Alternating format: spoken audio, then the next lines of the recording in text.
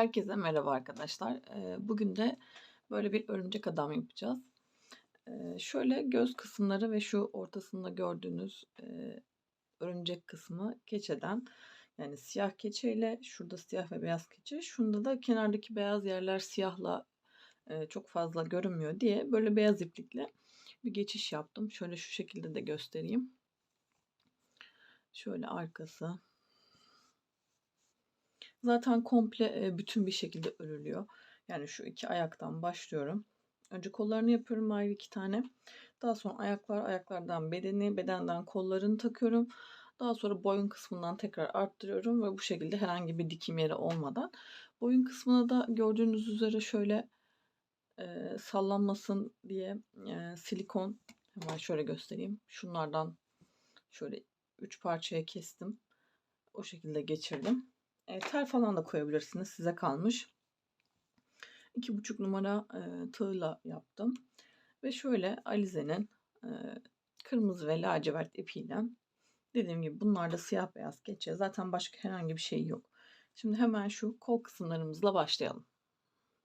Şöyle kolumuzda 4 zincirle başlıyoruz. Kırmızıyla 4 tane zincir çektim. Hemen yanındakini bir tane arttırma yapıyorum. Şöyle bir tane sık iğne yapıyorum bir yanındakine ve sonda kalana da şuradakine hemen aynı yere 4 tane sık iğne yapıyorum. 1 2 3 4. Daha sonra hemen şu karşı tarafına bir tane sık iğne,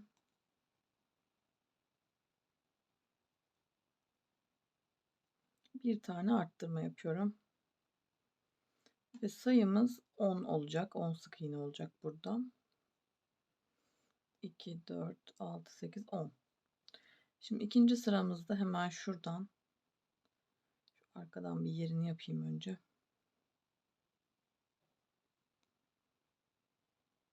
Hemen şöyle bir tane arttırmayla başlıyoruz.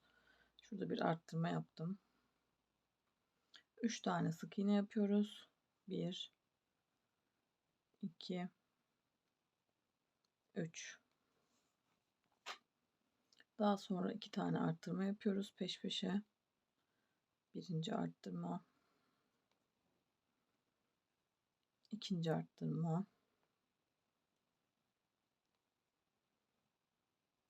daha sonra tekrar 3 tane sık iğne. 1 2 3 ve sonuncuya da bir tane arttırma yapıyoruz. Sayımız şu anda 14'e çıktı.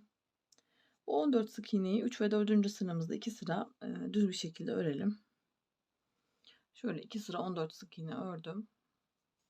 Şimdi 5. sıramdayım. 7 tane örüyorum. 7 sık iğne. Bir tane arttırma yapacağım sonra. 2 3 4 5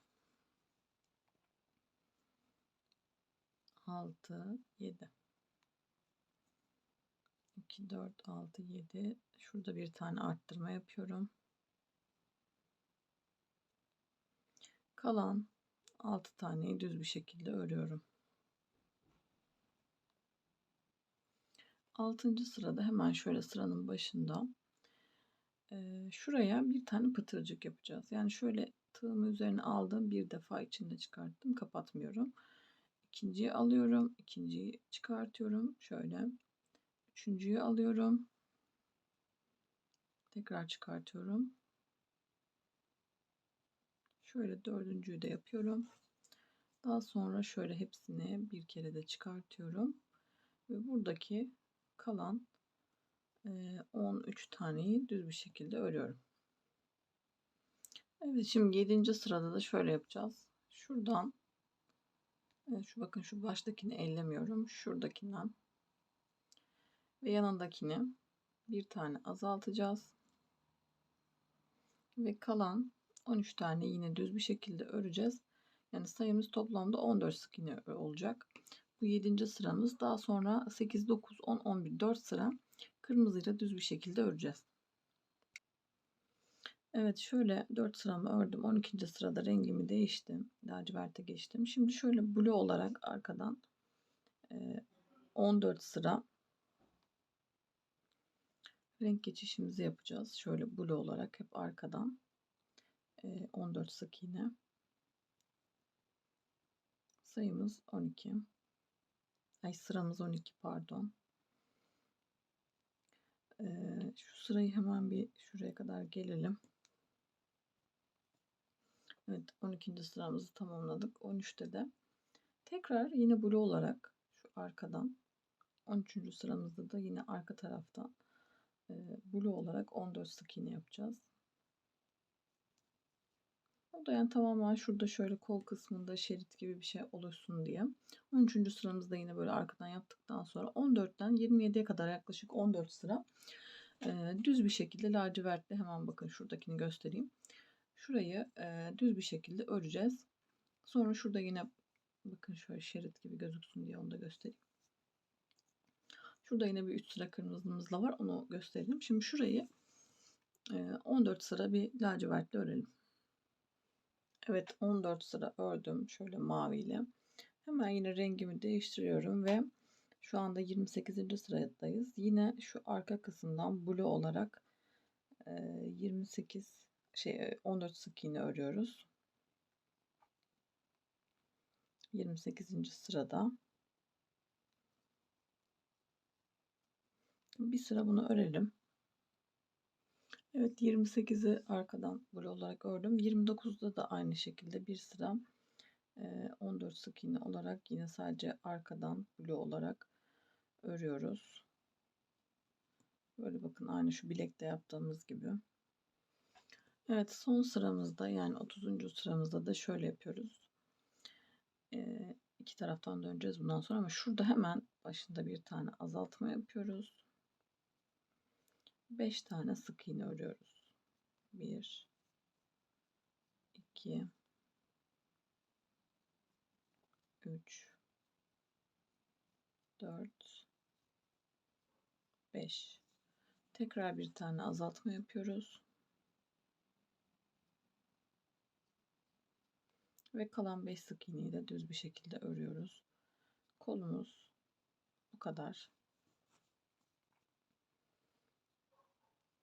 Şimdi ayak kısmımıza geçeceğiz. Bundan 2 tane yapıyoruz ki örerken birleştireceğimiz için sonrasında sıkıntı olmasın. Şunun içinde birazcık daha dolduralım. Böyle 2 tane kolumuz hazır. Evet, hemen ayak kısmımıza geçiyoruz. Şöyle yine kırmızı ipimizle 8 tane zincirimi çektim. Hemen şu yanındakinden bir tane arttırmamı yaptım. 5 tane sık iğne örüyoruz. 1, 2, 3, 4, 5. Evet, şimdi şu sondaki sık iğnemizi 6 tane sık iğne yapacağız. 1, 2, 3, 4, 5, 6.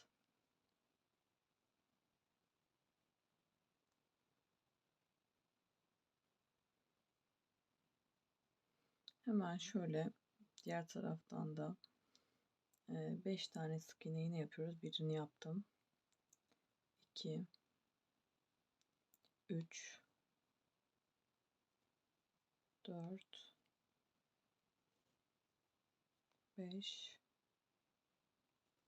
Sonda yine bir tane arttırma yapıyoruz. Ve sayımız 20. Hemen şöyle ikinciye geliyoruz. İkinci sıramıza 2 tane arttırma yapacağız. Bu birinci arttırmamız. Yanındakine. Bu da ikinci arttırma. Şimdi 5 tane HDC yapacağız. Yani yarım trabzan yapacağız. Tığımın üzerine ipimi aldım. Tek seferde çıkardım. Tekrar aldım. Tek seferde çıkardım. Bu yarım trabzan. Bunu 5 defa, 4 defa yaptım. Şu da sonuncusu 5. Şimdi şöyle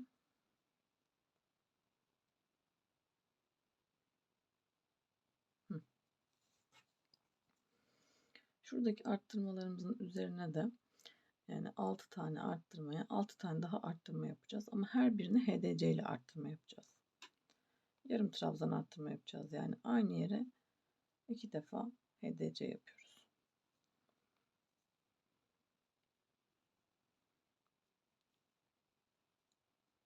Tüm arttırmaların üstüne.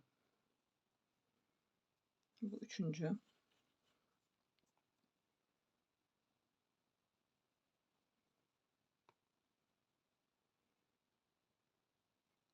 Dördüncü.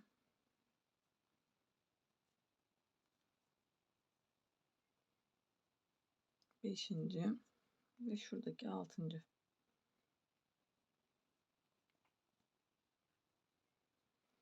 Evet, şimdi şöyle yapıyoruz. Yine 5 tane yarım trabzan yapıyoruz yan yana. 1 2 3 4 5. Yine şurada normal sık iğne ile 2 defa arttırma yapacağız. O birinci arttırmamızdı. Bu da ikinci arttırmamız. Evet, bu şekilde. Şimdi üçüncü sırama geçtim. Üçüncü sıramızda da bir sık iğne, bir arttırma. Tekrar bir sık iğne, bir arttırma.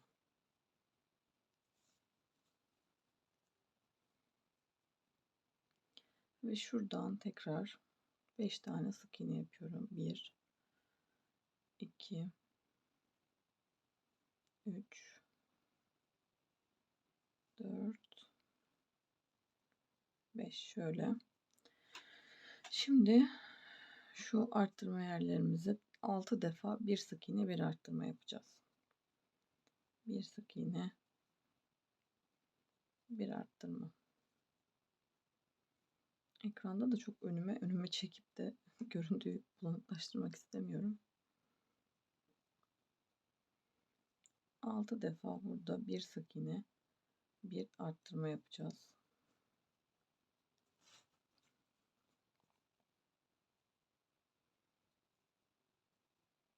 Zaten bu son arttırma sıramız.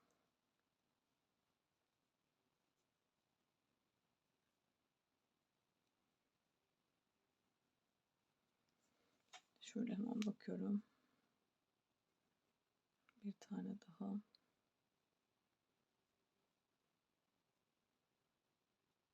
Şimdi şurada yine 5 tane sık iğne yapacağız. 1 2 3 4 5. Şimdi şurada da yine 2 defa bir sık iğne, bir arttırma, bir sık iğne, bir arttırma. Evet, şu anda sayımızı 40'a çıkardık. Şimdi dördüncü sıramızdayız ve şöyle yapacağız. Blue olarak şu arkadan 40 tane sık iğne yapacağız. Dördüncü sıramızda hepsi arkadan şöyle 40 tane sık iğne. Sıra sonuna kadar gelelim. Beşinci sıramızda da bir sıra düz bir şekilde 40 sık iğne öreceğiz. Sonra azaltmaya başlayacağız. Evet, şöyle 6. sıramdayım. 6. sıramda şuradan 12 tane sık iğnemi ördüm. Şimdi burada 8 tane azaltma yapacağız. Ama 8 tane azaltmamızı yarım trabzan olarak yapacağız. Şöyle o yüzden tığımın üzerine alıyorum. Bu ikisinden geçiriyorum. Şöyle bir kere. Bir kere de komple geçiriyorum. Tığımın üstüne aldım. Azaltmamı yaptım. Tek seferde çektim. Tığımın üzerine aldım. Azaltmamı yaptım. Tek seferde çektim. Bunu 8 defa yapıyoruz.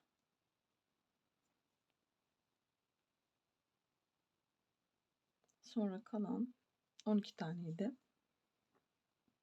şurada yine düz bir şekilde öreceğiz.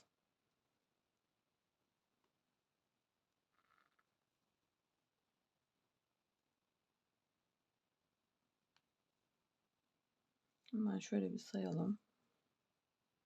1, 2, 3, 4, 5, 6, 7. Bir tane daha yapıyorum.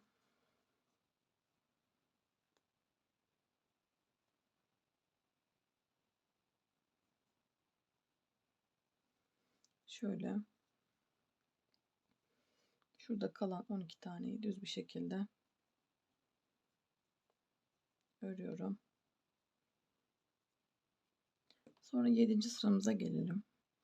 Evet, 7. sıramda da şöyle 8 sık iğne ördüm şurada. Şimdi bir tane azaltma, bir tane sık iğne yapacağız 5 defa. Ama bu sefer normal yapıyoruz. Şöyle bir tane azaltma, bir tane sık iğne. Bir tane azaltma.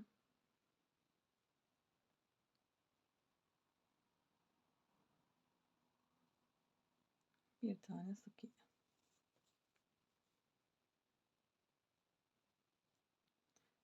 Bir tane azaltma.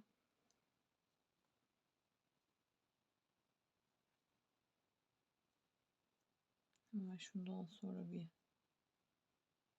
sayacağım. Hemen şöyle bakalım. 1, 2, 3, 4. Bir tane daha yapalım.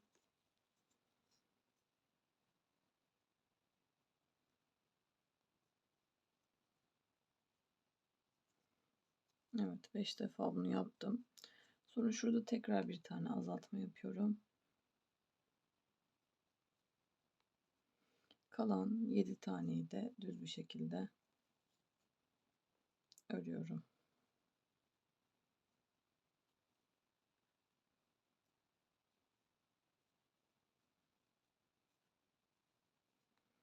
Evet, geliyorum 8. sırama. 8. sıramızda da yine 8 tane sık iğne yapıyoruz. 1, 2, 3, 4, 5, 6, 7 ve 8. Şimdi burada 5 tane azaltma yapacağız. Peş peşe. 1, 2,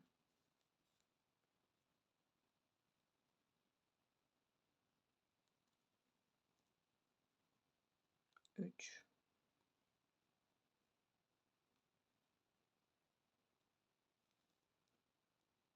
4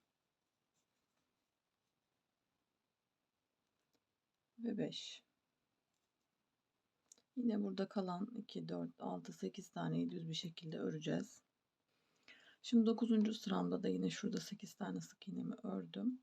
Şurada hemen bir tane azaltıyorum. Bir tane sık iğne örüyorum. Tekrar bir tane azaltıyorum.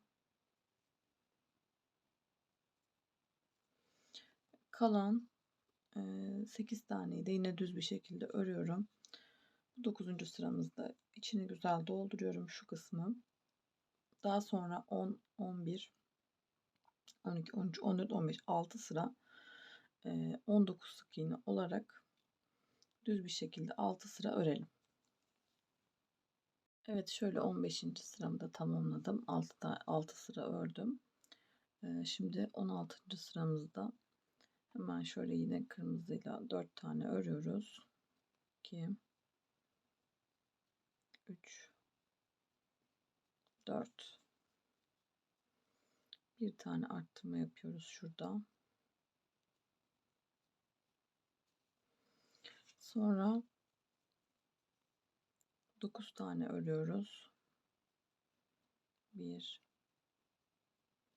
2 3 4 5 6 7 8 9. Tekrar bir tane arttırıyoruz.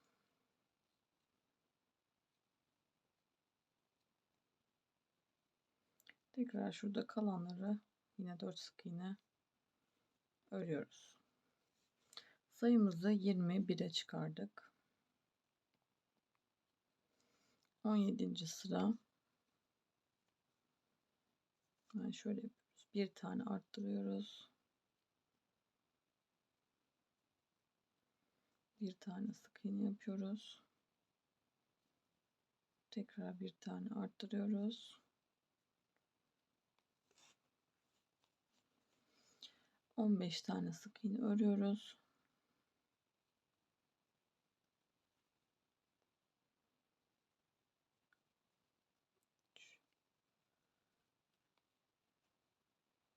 Beş, 6, 7, 8, 9, 10, 11, 12, 13, 14, 15. Daha sonra tekrar bir tane arttırma, bir sık iğne,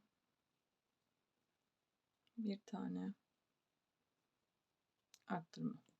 Sayımızı 25 yapıyoruz. Daha sonra tekrar 6 sıra 25 sık iğne ile öreceğiz. Yani 18, 19, 20, 21, 23. sıramızı 25 sık iğne olarak yine kırmızıyla düz bir şekilde örelim. Evet, hemen şöyle yapacağız. 6 sıramı ördüm yine. İşaretleyicimiz şurada. Renk geçişi yapmadan önce bir sıra şu kırmızıyla blue olarak arkadan hepsine şöyle tek tek batacağız. 25 sık iğneyi şöyle bir blue olarak bir sıra yapacağız. Evet, şöyle bir sıra blue yaptım. Şimdi kırmızı ipimizi arkada değil şöyle öne alacağız. Çünkü şuradaki o kalan öndeki kısımdan bir ayağını şey yapacağız. Şimdi şöyle lacivertle iki taraftan da, burada tekrar blue falan yok. Bir sıra 25 sık iğne öreceğiz. Ondan sonra azaltmamız var orada. Ama hemen şöyle şu diğer bacağımdan da göstereyim. Şuradaki şu işte şu kısmı yaptıktan sonra yani biraz şöyle ilerletelim şunu. Azaltma falan yapalım. Ondan sonra şu önüne şuradaki şu blok dışarıda bıraktığımız kısımdan şöyle şunu yapacağız hemen. Önce şunu bir sıra bir yapalım. Evet, şimdi hemen burada şu bizim 26. sıramız. 27'de evet şöyle 27'de hemen şurada 3 tane azaltma yapacağız. 1 2 3 3 tane azaltmadan sonra 13 tane sık iğne öreceğiz şuraya kadar.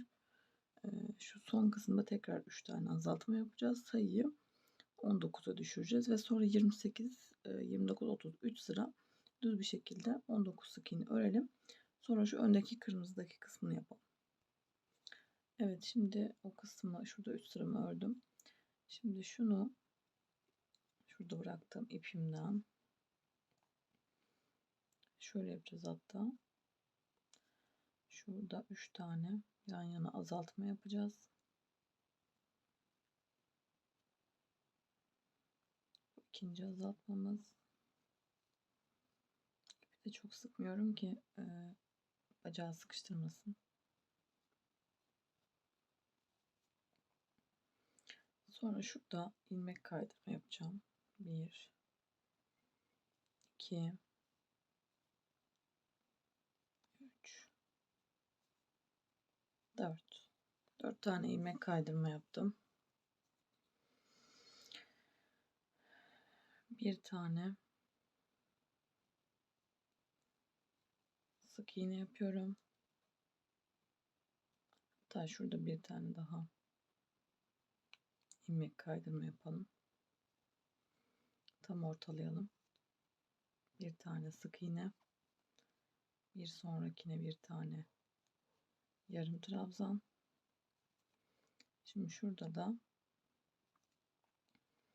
aynı yere ikili trabzan yapacağız, 2 tane. Yanındakine de aynı şekilde.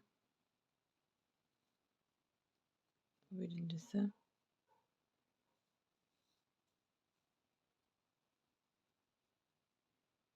Bu ikincisi. Sonra şöyle yanındakine bir tane yarım trabzan.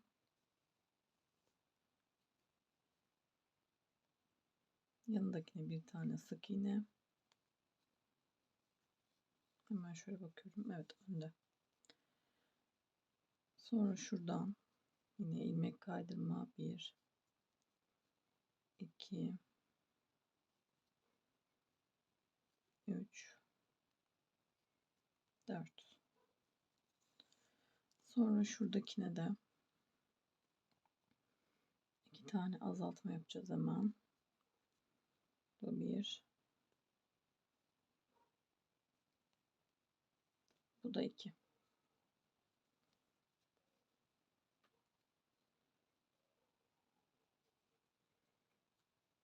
Şöyle bir içinden geçirelim. Bunu keseceğiz. İğneyle buradan çıkartırız. Hemen şöyle bakın. Gerçi şu şekilde birleştireceğiz aynen. Şöyle. Evet, şimdi geçelim şu diz kısmını yapalım. Evet, hemen şöyle 31. sıradayız. 7 tane sık iğnemizi örüyoruz. 1 2 3 4 5 6 7. 2 4 6 7'den bakıyorum. Sonra 7 tane arttırma yapıyoruz yan yana. 1 2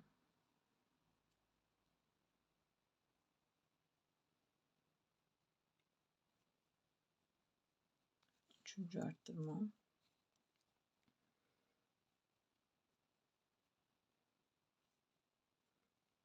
4 5. arttırmamız,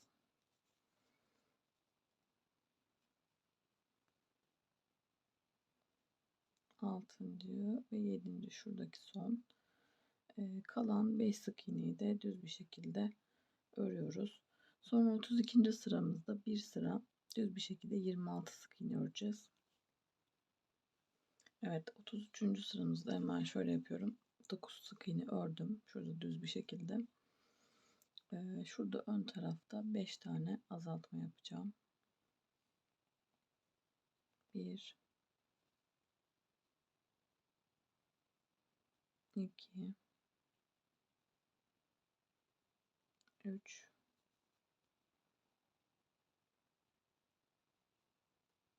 4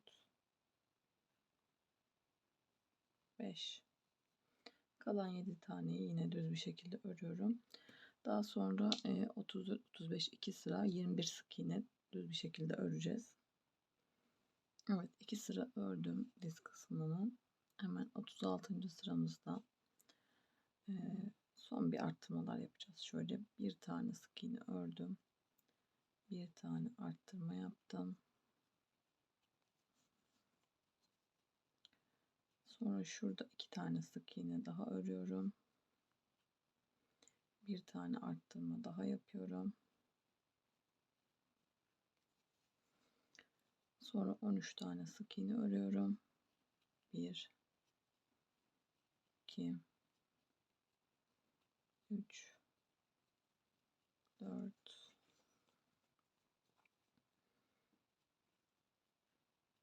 5 6 7 8 9 10 11 12 13 ve şurada da bir tane arttırma yapıyorum. 2 tane sık iğne örüyorum. Son kalan 2'yi. Evet, şu anda sayım 24. Bu 24 sık iğneyi 11 sıra boyunca 37 ve 47 arası düz bir şekilde örüyorum. Hatta şöyle birleştirdik. İçinde dolduralım güzel. Daha sonra birleştireceğiz. Evet, şimdi bacaklarımızı birleştireceğiz. Şöyle şu bacağımda ipimi koparmadan 11 tane sık iğne ördüm. Şöyle ben ortalandığını düşünüyorum. Arada 6 tane zincir çekiyorum. 2 3 5 6. Sonra yine şuradaki bacağımdan şöyle ortaladığımı düşünüp şuradan falan ekleyebiliriz. Tam şu. Evet, şöyle bir ayar yaptım. Şu pardon. Tam şu diğer tarafa başlangıç noktamız var ya, oraya ekledim yani direkt. Hatta başlangıçtan bir önceki sanırım. Yani bence düzgün oldu. Şimdi buradan şöyle yapacağız. Şunun etrafına 24 sık iğnemizi öreceğiz. Sonra geleceğiz, buradaki 6 tane sık iğnemizi de öreceğiz. Sonra geleceğiz, şurada 13 tane sanırım sık iğnemizi de öreceğiz. Sonra tekrar şuradaki kısmı öreceğiz ve buradaki 6 taneyi de öreceğiz. İpimizi, yani şu işaretleyicimizi oraya alacağız. Evet, şöyle geldim dediğim gibi tekrar şuraya kadar. Şu anda 60 sık iğnemiz var. Şimdi bu 60 sık iğnemizi 4 sıra, yani bunu birinci sıra sayarsak 2 3 4 ve 5, 4 sıra 60 sık iğneyi bir örelim. Evet, şöyle hemen 6. sıramızdayız. 9 tane ördüm şurada. Daha sonra bir tane azaltıyorum. Sonra 10 tane daha sık iğne örüyorum. 1 2 3 4 5 6 7 8 9 10. Evet, 10 tane ördüm. Şimdi burada tekrar bir tane azaltıyorum. Sonra şu arada 6 tane örüyorum. 1 2 3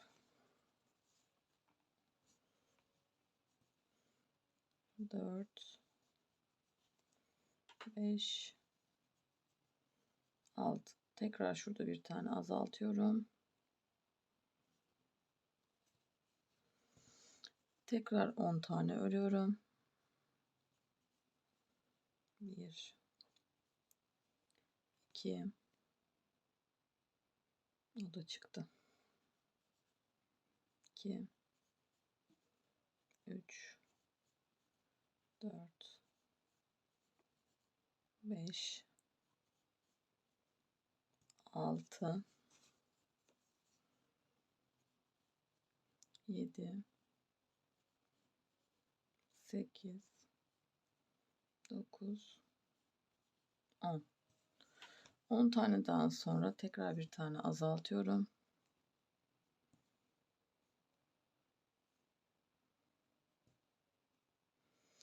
7 tane örüyorum. 1, 2, 3, 4, 5, 6, 7. Tekrar bir tane azaltıyorum.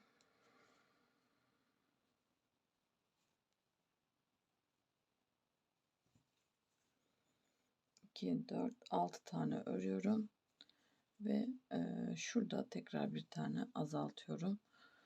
Sayımızı 54'e düşüreceğiz. Ve evet, 54 sık iğnemizle de şöyle 3 sıra daha 7, 8 ve 9. sıramızı 54 sık iğne olarak yine lacivertle öreceğiz. Daha sonra kırmızıya da geçeceğiz, yani arada renk geçişi yapacağız. Böyle 3 sıra tekrar maviyle ördüm. Şimdi burada kırmızıya geçeceğiz. Şunu hemen bir tane şöyle geri alayım. Bu da 10. sıramız. Şöyle renk geçişimi yaptım. Şimdi bir sıra blue olarak arkadan 54 tane sık iğne yapalım sıra boyunca. Daha sonra 2 sıra 11 ve 12'yi de yine 54 sık iğne kırmızıyla düz bir şekilde örelim. Kemer kısmı olarak hemen şöyle diğerinden göstereyim. Hemen şuradaki kısım. Daha sonra şöyle işte maviyle lacivert diyebilirsiniz. Maviyle kırmızıyla derken şuradaki kısmı yapacağız. Evet, şimdi şöyle yapacağız. 11-12'yi kırmızıyla ördük. Şimdi burada tekrar laciverte geçeceğiz. Ama lacivertle şöyle yapacağız. 21 tane sık iğne öreceğiz. Bu arada blue'dan falan değil, direkt normal 21 tane sık iğne öreceğiz. Şu kısımda tekrar kırmızıya geçeceğiz. Kırmızıyı bu arada buradan kesip bu tarafa ekleriz. Çünkü burada birkaç sıra böyle git gel yapacağımız için. Şurada kırmızıyla 6 tane sık iğne yapacağız. Sonra yine lacivertle 29 tane sık iğne yapacağız. Bunu yapalım. 14'te de blue olarak yapacağız. O kısımda gösteririm. Evet, şöyle bakın. Şurada 6 tane kırmızıyla örüp böyle tamamladım. Şimdi 14. sıramızda bu lacivert kısmından blue olarak bu sefer arkadan yaptım bakın. 20 tane lacivertle yapacağız sık iğneyi. Sonra şurada tekrar kırmızıya geçeceğiz. Hemen zaten şöyle ipim arkamda. Bunu bir süre burası genişleyene kadar koparmıyorum. Sonradan koparıp takarak yapıyorum. Şu anda koparmama gerek yok diye düşündüm. Ama kırmızı olan kısımda şöyle yapıyoruz. Rengimi değiştirdim ve şimdi burada 8 tane kırmızılı yapacağız. Bunu blue olarak yapmıyoruz. Normal iki taraftan da alıyoruz. 8 tane burada kırmızı ipimizle ortadan. Arada bacaklara doldurabilirsiniz. Ben dolduruyorum. Hemen bakın şöyle. Şimdi şurada bir tane daha. Hemen buradan da diğer lacivert rengime geçiyorum. Şöyle hafif arkadan çok gerilmemesi için bol bırakarak geçiyorum. Şimdi buradan yine sıra sonuna kadar hemen bakayım, şöyle 26 taneymiş. Onu arkadan blue olarak yapıyoruz. Tabii bu sıraya özel bir şey, yani normalde hepsinde böyle değil. Burada böyle bir kemer görüntüsü verebilmek için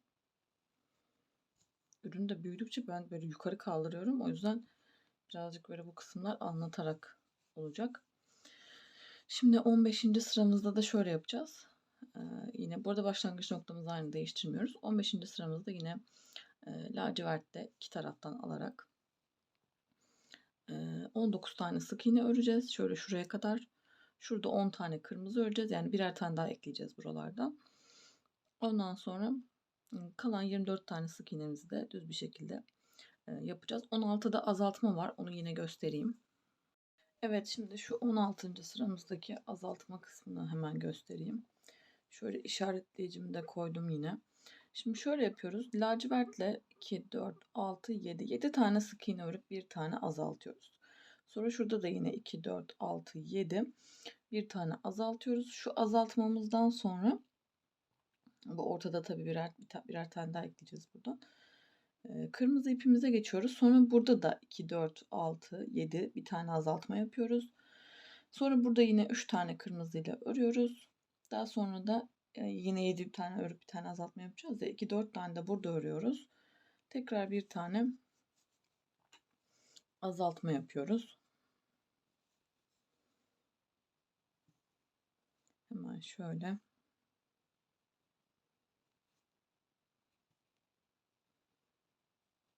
Daha sonra tekrar şurada hemen bir kontrol edeyim. Yine şurada bakın bir tane örmüştüm. 2 defa 7 tane örüp bir tane azaltıyoruz. 7 tane örüp bir tane azaltıyoruz. Ve sayımızı 48'e düşürüyoruz. Sonra 3 sıra boyunca 48 sık iğne olarak öreceğiz. Ama bunu nasıl öreceğiz? 17, 18, 19. sıramızı. Şu kısmımızda da şey yapmayacağız onda. 3 sırada. Bu kenarlardan arttırma yapmadan öreceğiz onu. Ve şöyle yapacağız. 16 tane mavi, 16 sık iğne maviden, 11 sık iğne kırmızı, 2, 4, 6, 8, 10, 11 evet. Ondan sonra 21 sık iğne yine mavi. Bu şekilde 3 sıra 17, 18, 19'u örelim. Ve şu ortadaki hemen gösterelim. Bakın şuradaki arttırma kısmı. Aynen şuradaki arttırma kısmı. Onu hemen örelim. Evet, şöyle 3 sıramızı ördük. Şimdi 20. sıramızdayız. 20. sırada da yine lacivert ipimizle 10 sık iğne bir azaltma yaptım şurada. Sonra yine mavi ile 3 tane sık iğnemi yaptım. Tekrar kırmızıya geçtim. Şimdi zaten böyle her sırada birer tane böyle kenarlardan ekleyeceğiz. Şurada hemen kırmızıyla şunun dışında hemen 7 tane örüp bir tane azaltacağız. Yani da o ilk ördüğüm hariç 2, 3, 4, 5, 6, 7. Yani şöyle yapmış olacağız. Şurada 10 tane örüp bir tane azalttım ya. Aslında tekrar 10 tane örüp bir tane azaltmak için yapıyoruz. 2, 4, 6, 8, 10. Bunun 3'ü mavide, 7 tanesi kırmızıda. Hemen şurada böyle bir tane azalttım. Sonra buradan 24 tane sık iğne örüyoruz. Zaten 3'ü kırmızıda, yine bir tane daha ekliyoruz. 2, 3, 4. Burada hemen tekrar maviye geçiyoruz. Artık burada bunu da dediğim gibi şey yapacağım. Şunu da ekleyeyim de keserek ekleyeceğim. Çok fazla hani içte ip şeyi olmasın diye. Hemen maviye geçtim. Arkadan da şu kırmızıdan çektirelim. Evet, şöyle bakıyorum. Şurada 2, 4 kırmızıdan yapmışım. Şimdi 6 tane de maviden yapmamız gerekiyor. Aynen. 6 tane de maviden yapıp bir tane azaltma yapacağız. 2, 3, 4, 5, 6. Azalttım.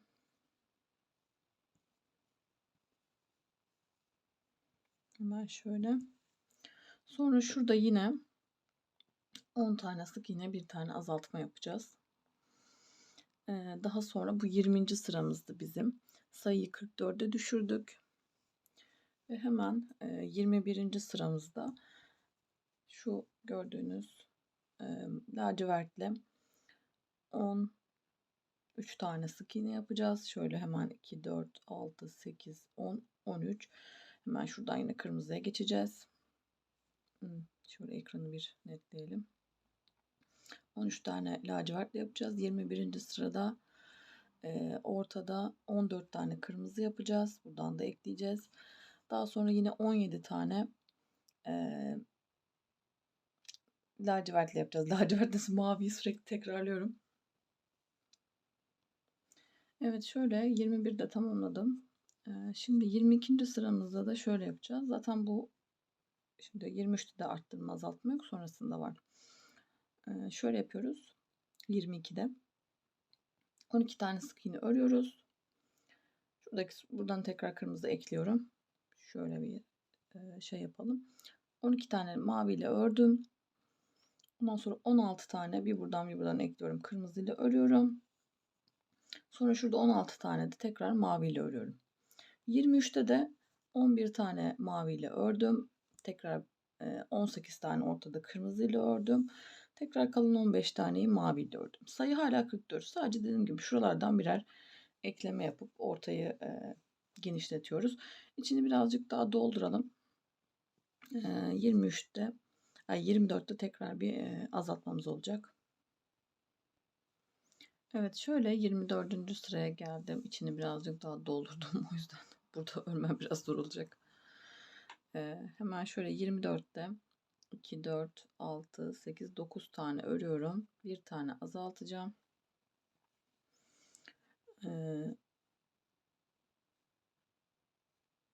Şöyle bir tane azaltıyorum. Burada hemen kırmızıya geçeceğiz. İpi kesmemişim buradan, kırmızının ipine. Daha sonra kırmızıyla da şurada yine 2, 4, 6, 8, 9 tane örüp bir tane azaltacağız. Daha sonra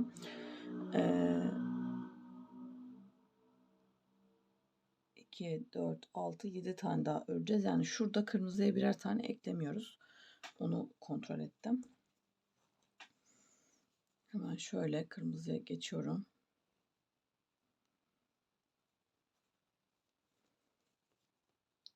Tekrar burada da yine 9 tane örüp bir tane azaltacağız.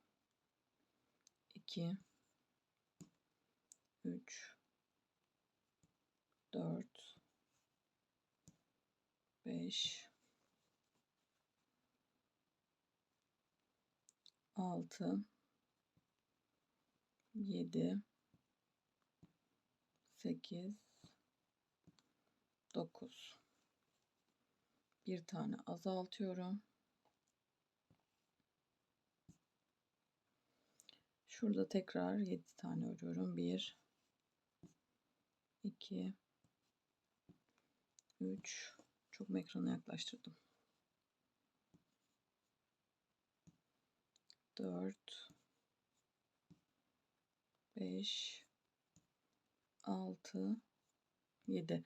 Kapamadım. Burada tekrar maviye geçeceğim. Ama dediğim gibi kesiyorum ipimi. Çünkü burada hani çok ip şey olur. Neydi? Hem ziyan olmasın. Tekrar maviye geçeceğim. Mavi ipi de yere düşürdüm.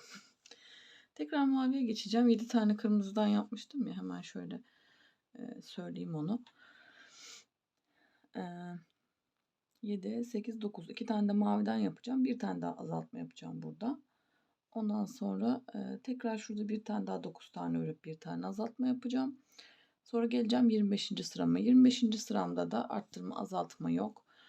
Maviden 9 tane öreceğim. Kırmızıdan 19 tane öreceğim.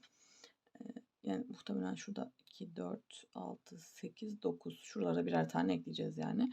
Kırmızıdan 19 tane. Tekrar maviden 12 tane öreceğim. Ve bu geçiş işlemi bitmiş olacak. Sayım 40.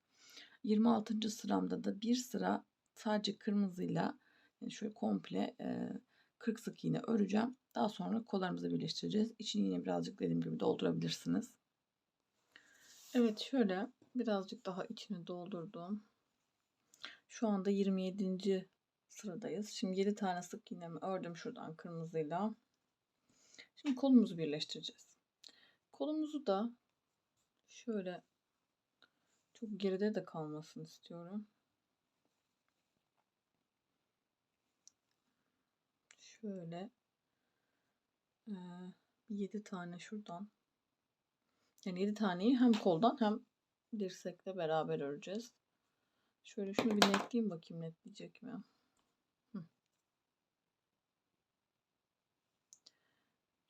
Şöyle şuradan. Bu zaten bunu ayarlamak hani bize kalmış. Şimdi mesela takacağım. Eğer olmazsa tekrar bir ya da iki geriye alırım. Kolla beraber bu arada 6 sık iğne olacak. Şu anda hemen şöyle 3 taneyi.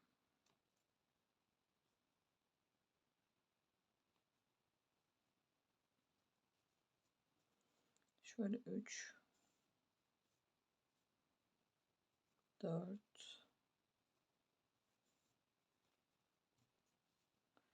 5, 6, 7 ama 7'de sanki şu kol çok mu dönecek böyle? Bir tık daha geriden başlayabilirmişim mesela. Hemen bir bakalım. 6 ve 7. 6 tane zaten, pardon, 7 tane değil. 6 tane aynen. Gayet iyi. Bakın şöyle. Bakalım 2, 4, 6. Nereden taktığımda hemen bakın şuradan 2, 4 tane. Hatta 3 tane bırakıp dördüncüden bağlamışım diyeyim. Şöyle görüntü tabii şu an aşağıda olduğu için netliğe gitti. Hemen şöyle taktım. Şimdi şu kısımdan yine devam ediyorum. Kaç? 13 sık iğne şuradan. Bakayım bir. 2, 4, 6, 8, 10, 12, 13 sık iğne yaptıktan sonra hemen bu kolumu da yine 6 tane ile birleştiriyorum. Arkada kalan 8 taneyi de düz bir şekilde örüyorum. Şimdi hemen 28. sırama geçelim. 28'de de gerçi onu göstereyim ya şimdi konusuna, kafa karışıklığı olmaz. Evet, şöyle bakın birleştirdim kollarımı. Şimdi bir üst sırada da toparlayınca daha böyle de olur. Şimdi 28. sıramız, şöyle 7 tane ördüm. Şimdi şunun üzerinden gidiyoruz. Yine yani o 6 taneyi bunun üzerinden, ama şöyle birleştirdiğimiz kısımlara değil. Yani şu üstten bakın, üstte kalan 6 taneyi. Tabii 1, 2, 3.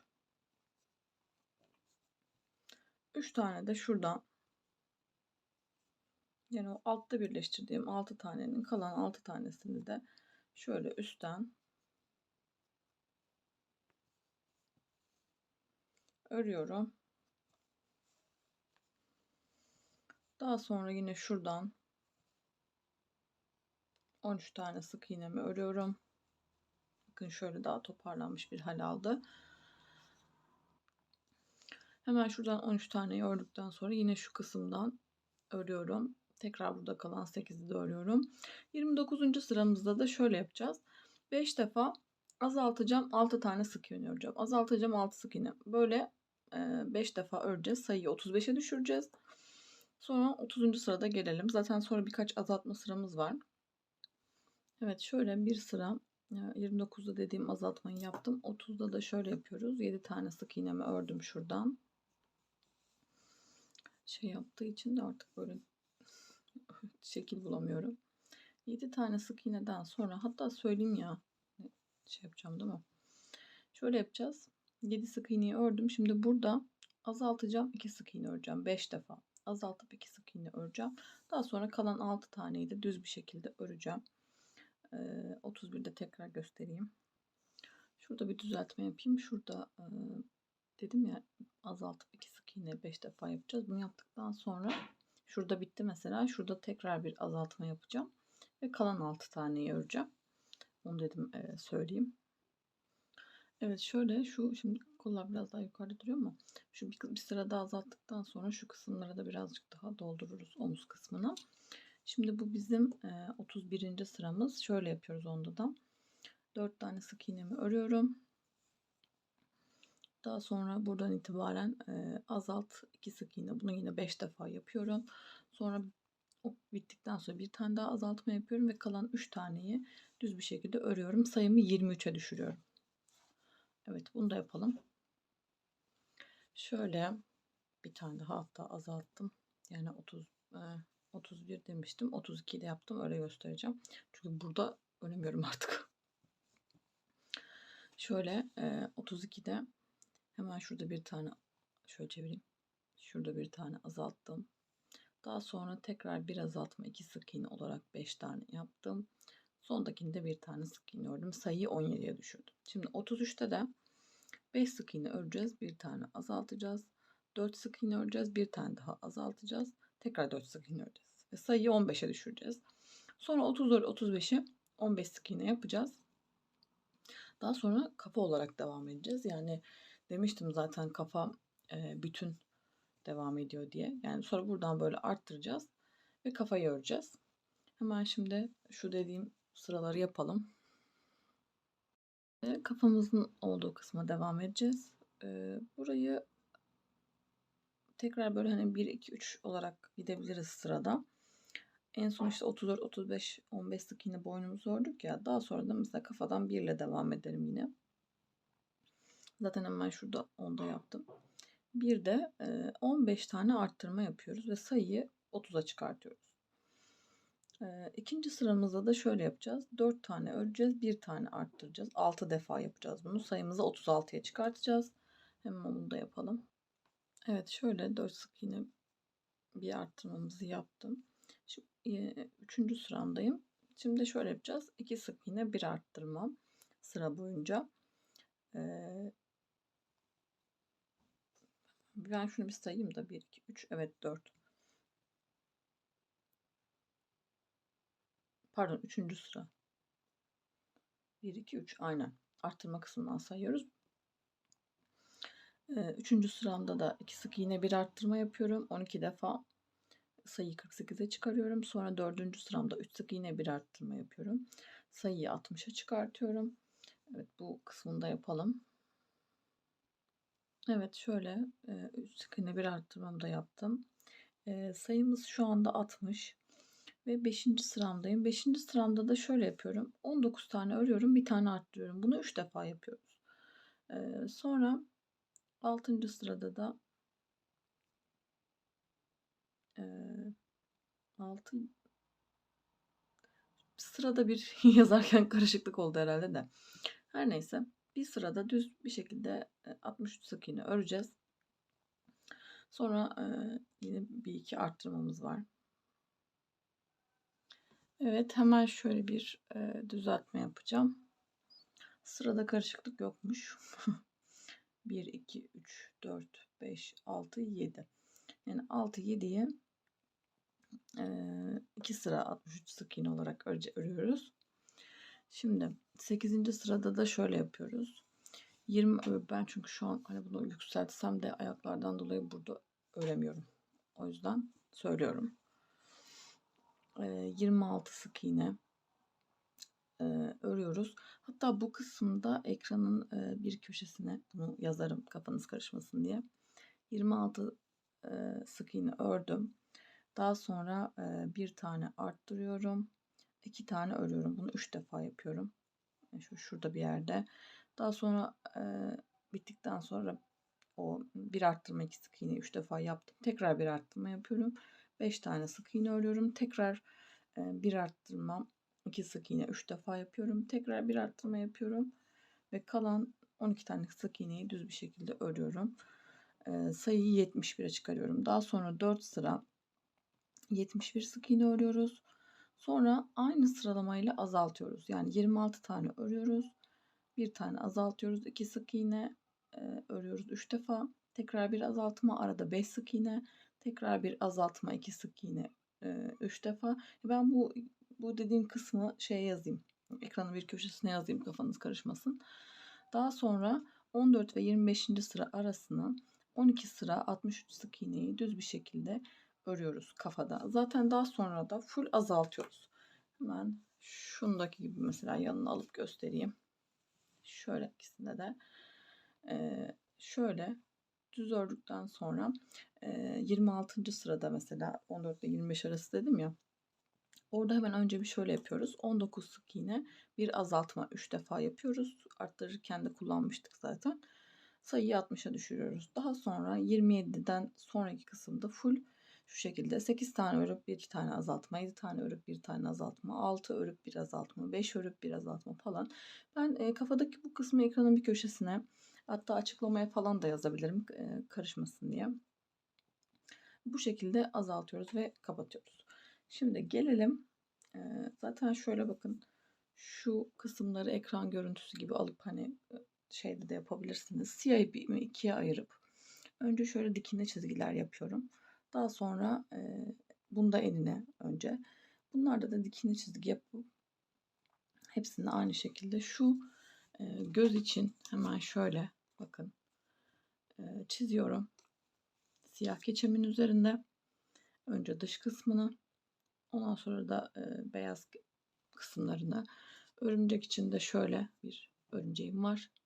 Bunu nasıl çizildiğini de ben hemen şurada ekranda göstereceğim size. Kestim siyahla bunu. Şurada yapıştırdım. Sonra bana böyle çok hani uzaktan gözükmüyormuş gibi geldi siyah olduğu için. O yüzden de şöyle arada beyaz ipimle şöyle çizgilerden yine beyaz ipimi de ikiye ayırıp geçtim. Mesela kafa kısmındaki bu şu görüntüde bakın arka tarafında birleştiriyorum. Yani hani şuradan başlıyorum ipimle arkaya. Tekrar böyle böyle. Önce onları yapıyorum. Sonra da bu arasındaki yerleri yapıyorum. Bu şekilde de silikon tabancasıyla yapıştırdım. Yine elime. Yani aynı dediğim gibi boyun kısmında silikonumu kullandım. Silikonu nereye koyduğum belli olmadığı için şundan göstereyim dedim. Şundan kesip boyun kısmına koydum. Boynu şu an gayet sert ve sağa sola herhangi bir şeyi yok. Ay, pardon. Şimdi hemen şu ekrandaki kısmı göstereyim. Hemen şu şekilde bilgisayar ekranı olur, telefon ekranı olur. Buraya örümcek adam boyama bakın çıkıyor zaten ben altta kullandığım için. Bakın böyle buradan ben benim seçtiğim modeli gösterdim. Şuydu benim seçtiğim. Buradan herhangi birini seçip örümcek şu göğsündeki örümcek için de aynı mesela bakın şeyde var. Gözde de herhangi birini seçip ki muhtemelen şuna benzer bir şey seçtim. Şöyle ekrana üstüne bu kağıt tabii şu an yeterli değil.